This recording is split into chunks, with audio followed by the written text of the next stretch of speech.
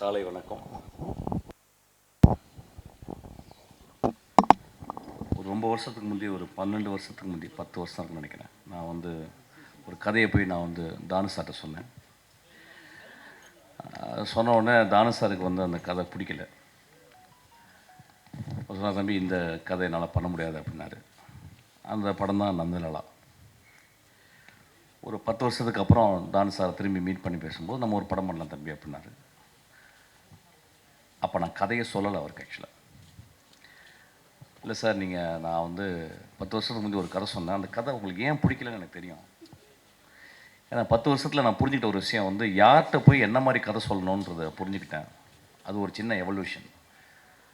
அது ஆங்கிலத்தில் பிச்சிங்னு சொல்லுவாங்க. நான் பிச் பண்ணது ரைட்டான கதை இல்லை சார் உங்கள்கிட்ட அப்படின்னு சொன்னேன். இந்த கதையை அவர் கடைசி வரைக்கும் இன்றைக்கி வரைக்கும் அவர் கேட்கவே இல்லை. விஜய் சேதுபதி மட்டும் தான் சொன்னேன். நான் எப்பொழுதுமே தானு சாரை வந்து நான் உயரமாகவே பார்த்து கொண்டிருக்கிறேன். நான் சினிமா சேர்றதுக்கு முந்தி அவருடைய படங்களுடைய போஸ்டர், அவர் எப்பயுமே ஒரு தமிழ் சினிமாவின்னு ஒரு ஒரு மிக மிக ஒரு ஒரு ஈஸ்தட்டிக் சென்சிபிளோடு இருக்கிற ஒரு ப்ரொடியூசர். ஒரு நாளைக்கு 2 தடவை என்னுடைய ஆஃபீஸ்க்கு வருவார். நான் வந்து என்னை வரவே அலோவ் பண்ண மாட்டேன். நான் வரேன் சார் ஆஃபீஸ்க்கு அப்படின்னா, இல்லை தம்பி நான் வரேன். காலையில் ஆஃபீஸ்லேருந்து வந்து என்னை பார்த்துட்டு அப்புறம் நைட்டு வந்து பார்த்துட்டு போவார்.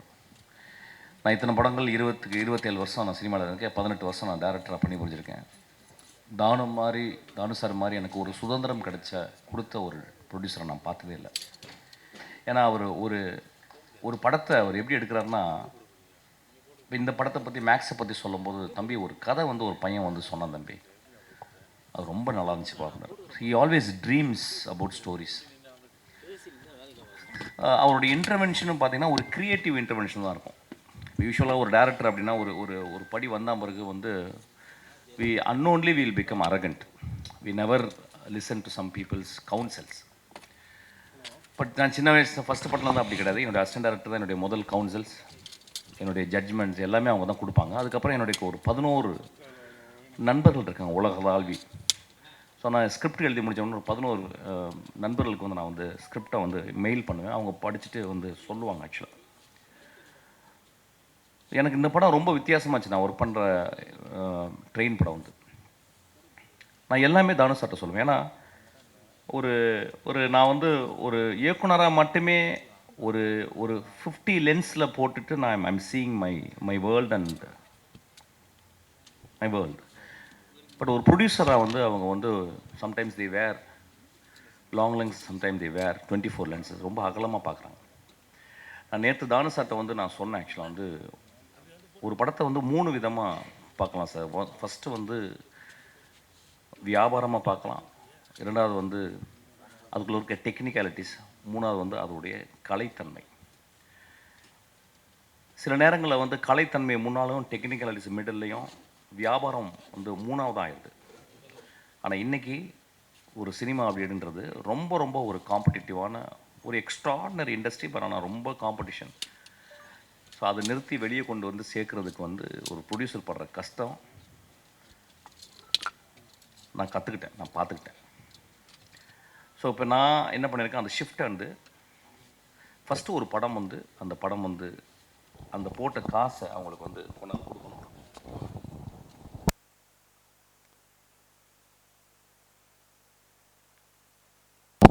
டெக்னிக்காலிட்டிஸ், அதுக்கப்புறம் தன்மை, அந்த கலைத்தன்மை. நல்ல டேரக்டர் வந்து சப்டெக்ஸ்டாக வச்சு யூ கேன் அச்சீவ் தட்.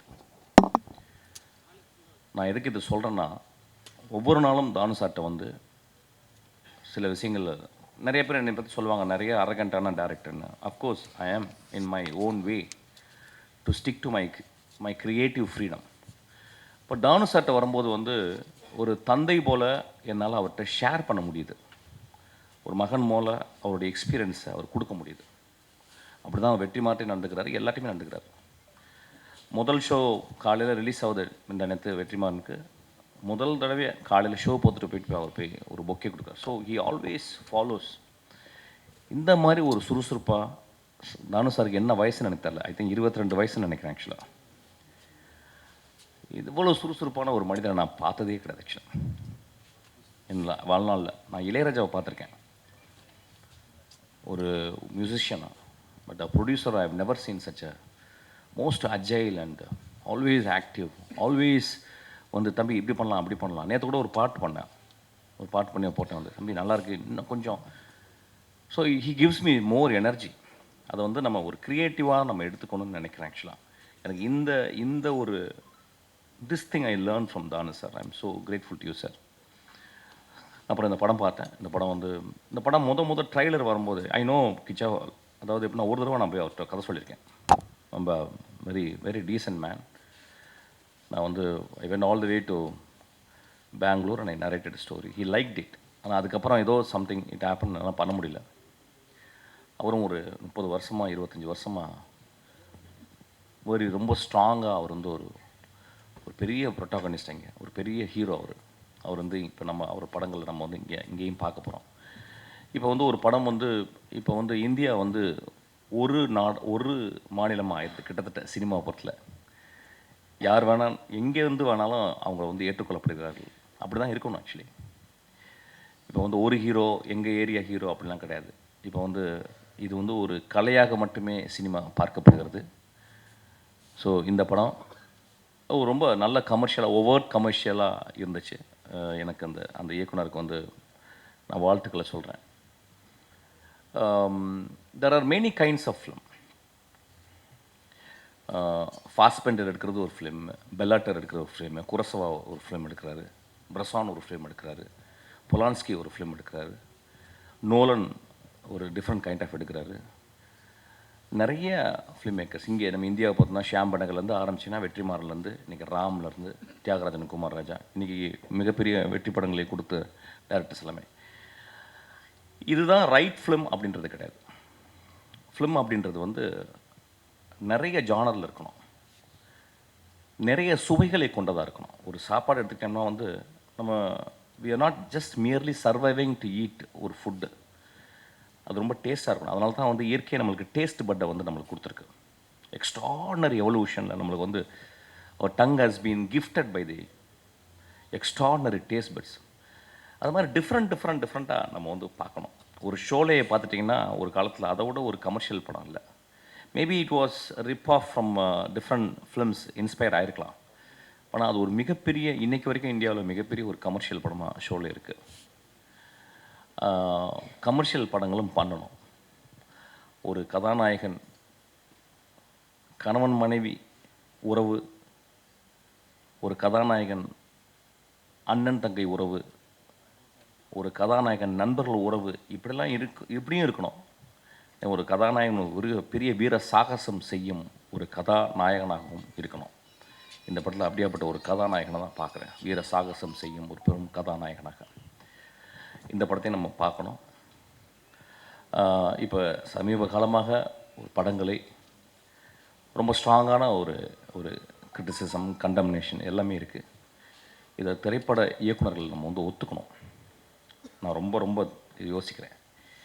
ஏன்னா ஒரு காலகட்டத்தில் இன்றைக்கி வந்த எல்லா திரைப்பட இயக்குனர்களையும் அடையாளம் கண்டு சமூகத்துக்கு சொன்னவங்க பத்திரிக்கைக்காரர்களும் மக்கள்தான். ஸோ வென் ஒரு சினிமான்றது ஒரு பேலன்ஸ்.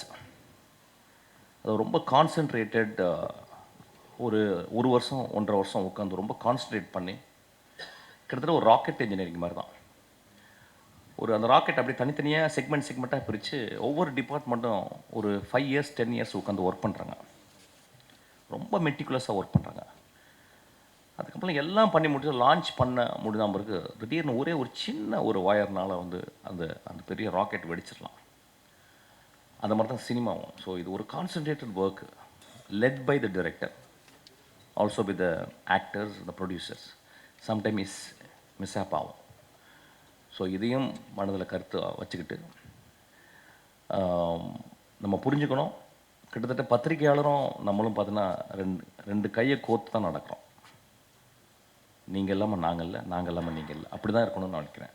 ஸோ சில நேரங்கள் நான் திரும்பி சொல்கிறது, கருணையோடு கொஞ்சம் மனதில் வைத்து அந்த மனிதன் எப்படியாப்பட்ட சினிமாக்களை பண்ணியிருக்கிறான் அப்படின்றத வச்சோம் நம்ம கொஞ்சம் விமர்சனத்தை கொஞ்சம் I'm not saying to tone down, I'm saying கொஞ்சம் please add little compassion when you criticise the movie.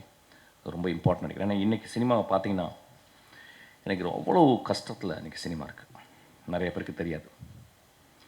கஷ்டம்னா ஒரு எப்படி ஒரு ஒரு சீசனுக்கு கூட ஒரு 4 சீசன் இருக்கும். ஆனால் இன்றைக்கி சினிமா அவ்வளோ கஷ்டத்தில் இருக்குது.